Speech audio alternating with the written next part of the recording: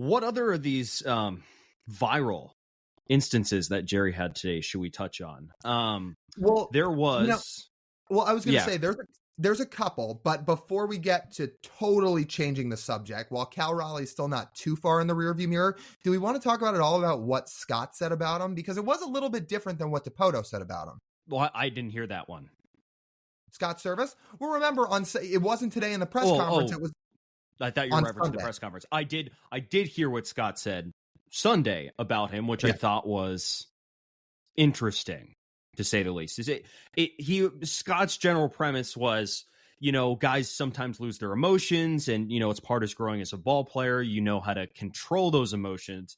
I do think some people took that a little bit out of context, saying like Scott was shaming Cal for speaking his mind to the media.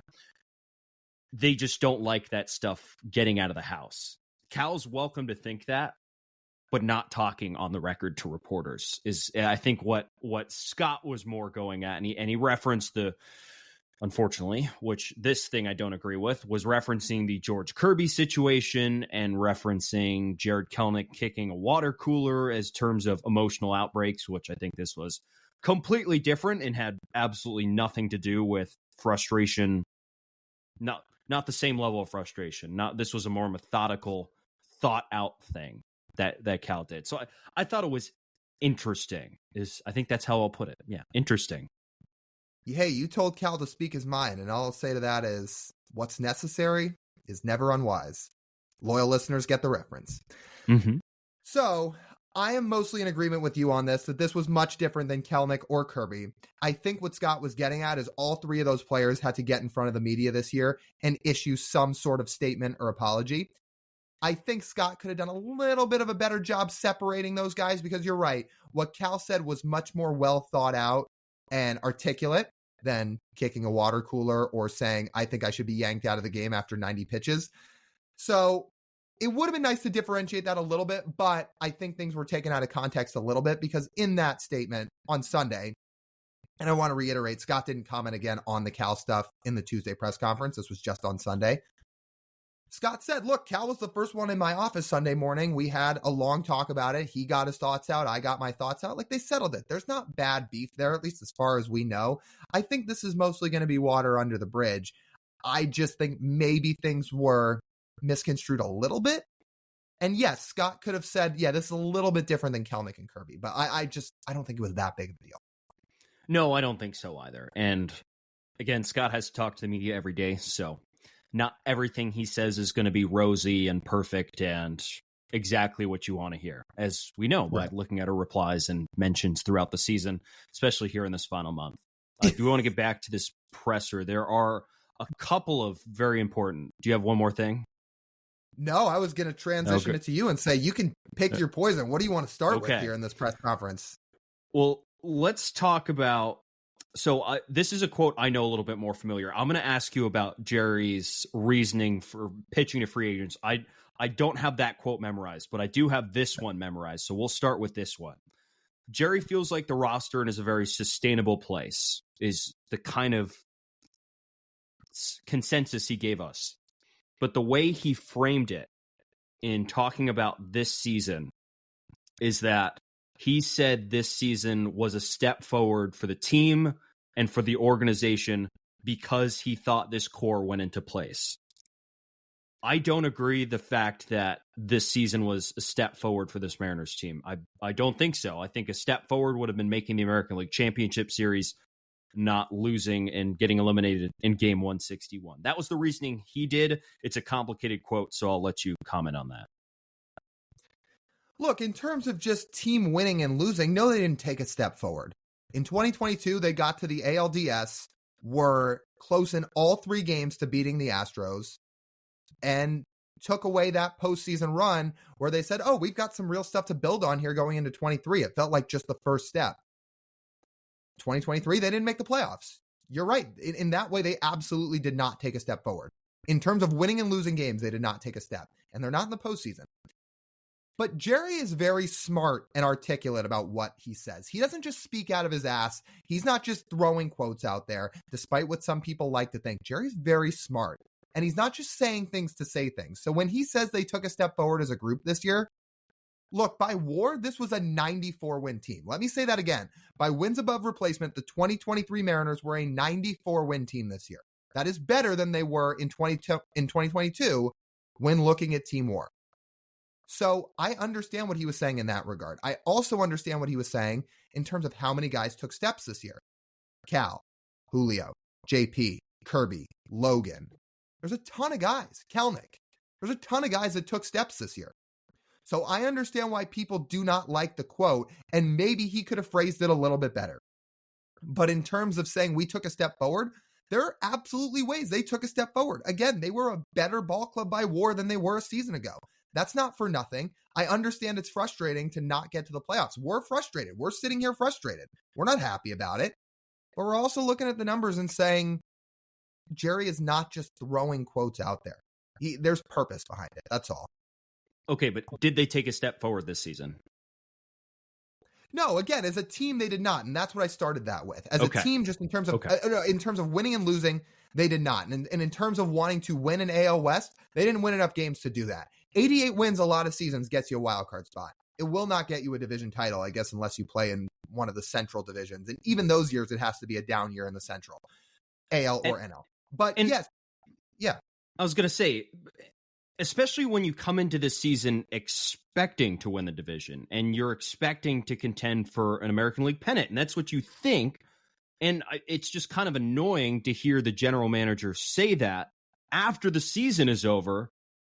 Like, you can always look at individual things and say, yep, that was good. We wanted that to happen. That did happen. So that qualifies as us taking a step forward in what we want to.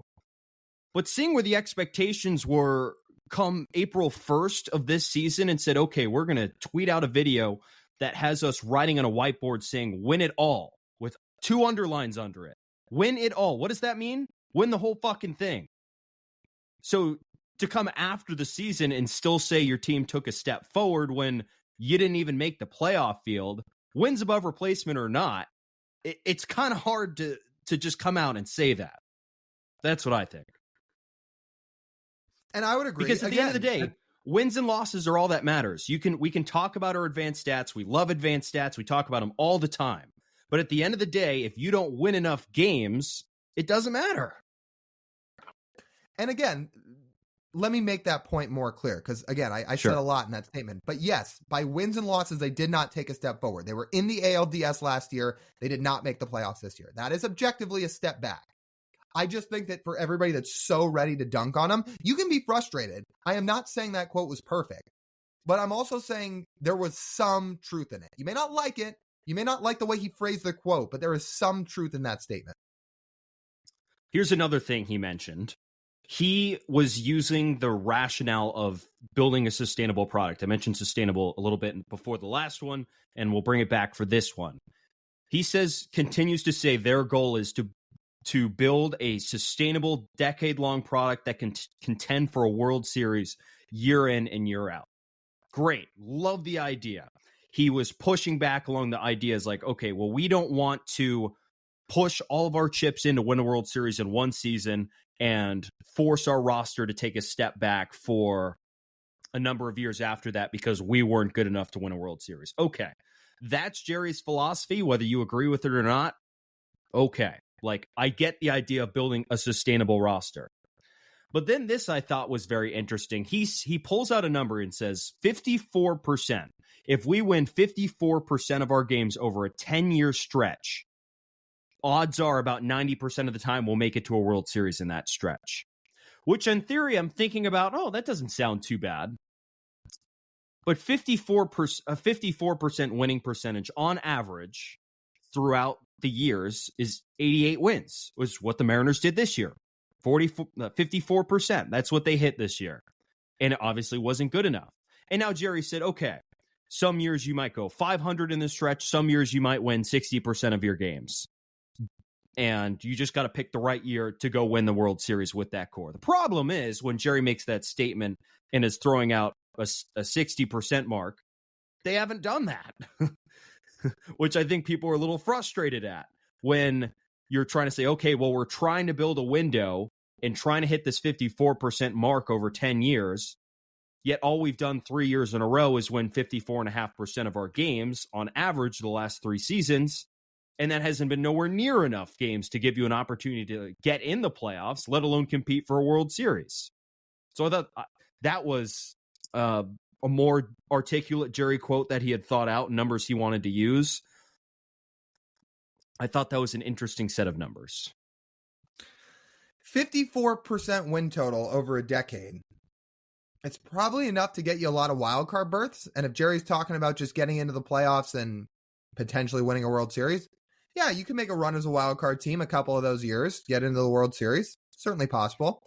54% winning percentage is not enough to win a lot of AL West titles. And especially in the new playoff format where 6 teams get in from each league and 2 teams get a bye, I think that bye makes a big difference. The Mariners have never had it, so we haven't gotten to experience it firsthand. But I think it makes a big difference, and that's not enough to get the bye. You've got to win more games than that to win the AL West and earn yourself some first-round byes so you don't have to play in the wild card series and set yourself up for more chances to get to the Fall Classic, because you play more games at home with that first-round bye. It means you're one of the higher seeds. It's going to favor you a lot more, especially if you get to the World Series and you're one of the higher seeds. Look, like I said, the Mariners 4 of the last 5 full seasons have won 88 or more games, and there's bad luck involved there. But if you're talking about really being a powerhouse in the American League and not a fringe wildcard team every year, you've got to win more than 54.5% of your games. Here's the last thing for me, and then I'll let you talk about the free agent quotes he had. This is the one that went by far the most viral. There was a quote, tell me if I'm taking it out of context in any sense, said, "We're doing the fan base a favor by having you guys be patient for this," is pretty much what Jerry said, in terms of we're doing you a favor for you guys, for making you guys be patient to see this sustainable product that we're going to have out on the field. Again, if this quote came out in 2021, I think people would have less of an issue with it. But I think people are just sick of having the president of baseball operations tell them to be patient when you've won 88 plus games 3 seasons in a row. What else is there to be patient about? And oh, by the way, this came up right before we started recording. Katie Griggs, the Mariners president of business operations, is I believe her title, was doing some event before the season started this season and was quoted saying, "We're done asking you fans to be patient and wait for us to win." Those are your 2 presidents within the organization saying the exact opposite thing at the exact opposite ends of a season. And I don't know if Jerry remembered that quote. I don't know if he would have said what he said if Katie Griggs did say it, but he did say it. And that puts everything in quite a pickle. So I will say this one was phrased less than ideally. This one was not phrased well. I will say that this question, when it was originally brought up, did have something to do with the fan base, and it had something to do with like fans believing X, Y, or Z. So he didn't just randomly bring up the fans, as far as I remember. I think it's somehow tied in. Look, this press conference was over an hour long. I'm trying to remember everything that was said, but if I remember right, it was a question about the fans. So I don't think Jerry just brought that out of left field. While it could have been phrased much better, I will say that I think the point he was getting at is he was talking more about, if we just try to go all out to win a World Series year by year on a year by year basis, that's not really a sustainable plan. You want firsthand proof of that? You think the Mets and Padres are the model right now? They're not. The Mets just sold off at the deadline despite having the highest payroll in the history of baseball. That's what Jerry's going against. Again, let me say this again. He could have phrased it much, much better. But I don't want the Mariners to be the Mets or the Padres. I'm sorry if somebody on payroll Twitter finds this and freaks out, which they probably will, because anybody ever that suggests, they should do anything less than have the highest payroll in baseball and irresponsibly spend money. But I'm sorry, I don't think the Padres and the Mets are the models to win baseball games. What are they doing right now? They're sitting on the couch just like the Mariners are with significantly higher payrolls, and both those teams are now talking about having to shed payroll. I think that's what Jerry was getting at.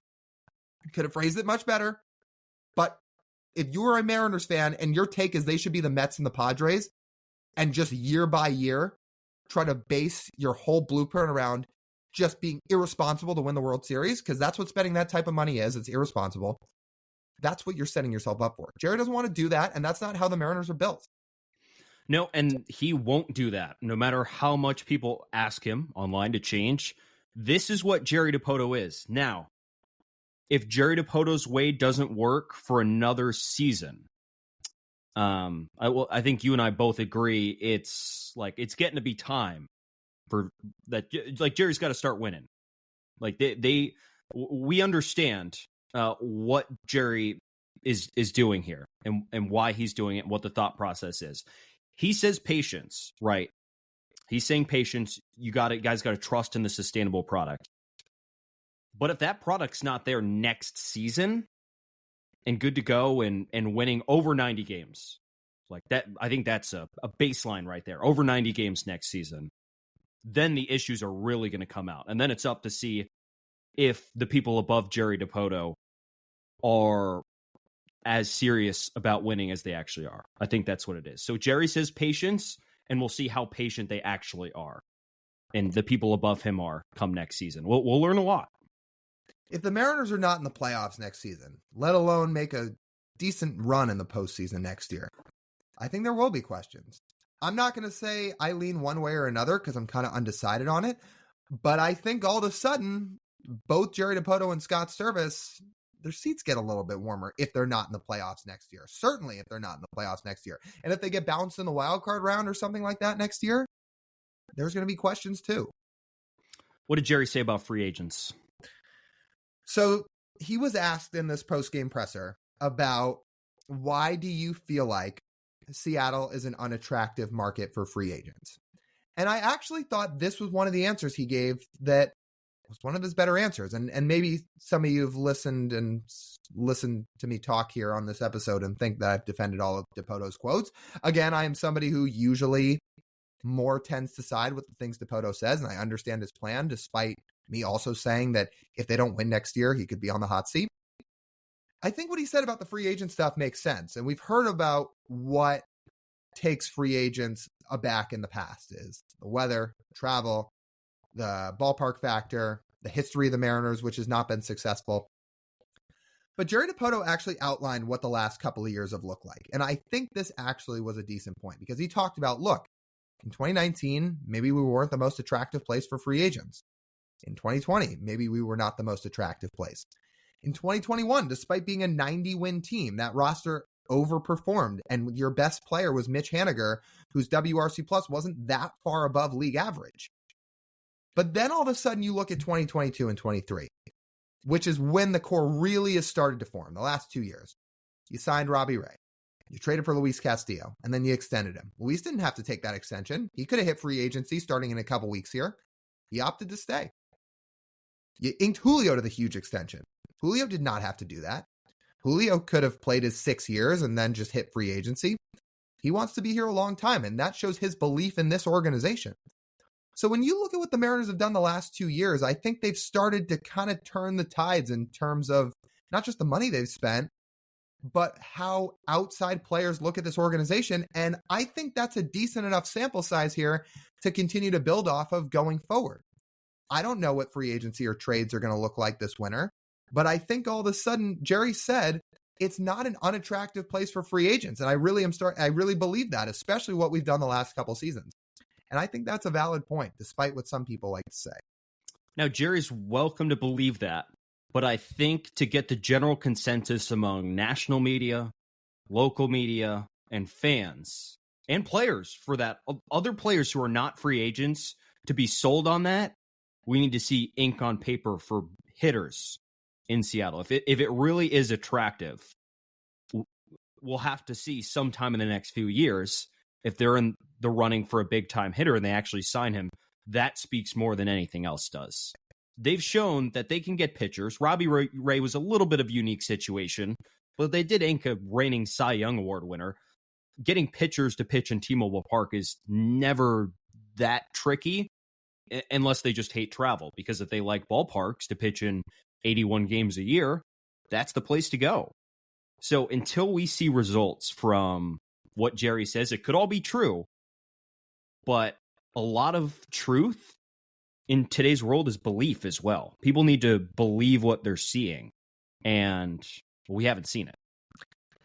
Yeah, the other side of this coin is the biggest free agent contract the Dipoto regime has given to a hitter is 1 year, $7 million to AJ Pollock, which overtook 1 year, $5.5 million to Nori Aoki. So that is a fair point.